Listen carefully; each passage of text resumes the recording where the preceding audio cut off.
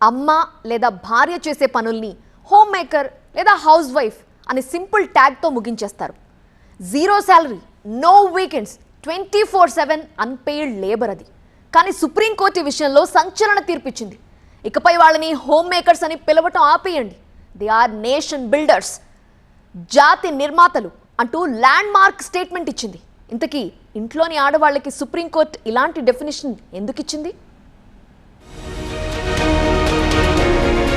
ఇంట్లో ఉండి నువ్వు చేసేదేంటి, రోజంతా ఖాళీయేగా అని ఇంటి ఇల్లాలిని అనొద్దిక.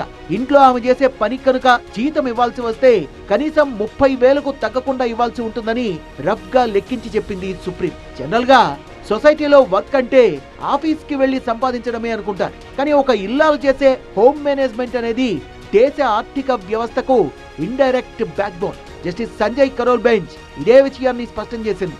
ఆమె పడే శ్రమ, చేసే త్యాగాలే ఒక కొత్త తరాన్ని, బలమైన సమాజాన్ని తయారు చేస్తాయి. అందుకే ఆమె రోల్ కేవలం ఇంటికే పరిమితం కాదు, she is a nation builder అని కామెంట్ చేసింది సుప్రీంకోర్టు.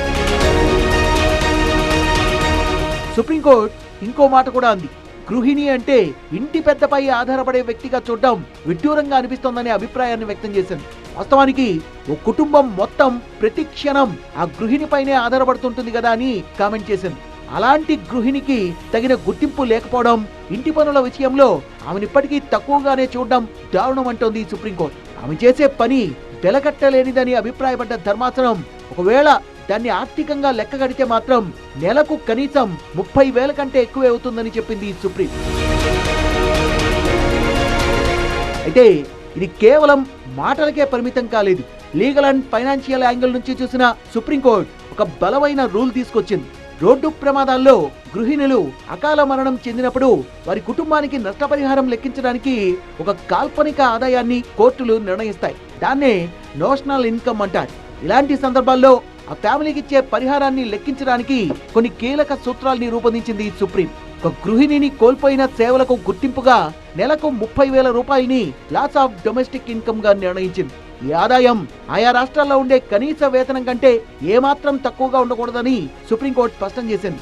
ప్రణయ్ సేతి కేసు గైడ్ లైన్స్ కి అదనంగా ఇంటి నిర్వహణ సేవలు అనే పాయింట్ ని పరిహారం కోసం ఒక కొత్త బేస్ గా జత చేసింది సుప్రీం. దానికి అమ్మ లేదా భార్య అందించే ప్రేమకి ఆ ఎఫెక్షన్ ని వెలకట్టలేం, అసాధ్యం కూడా.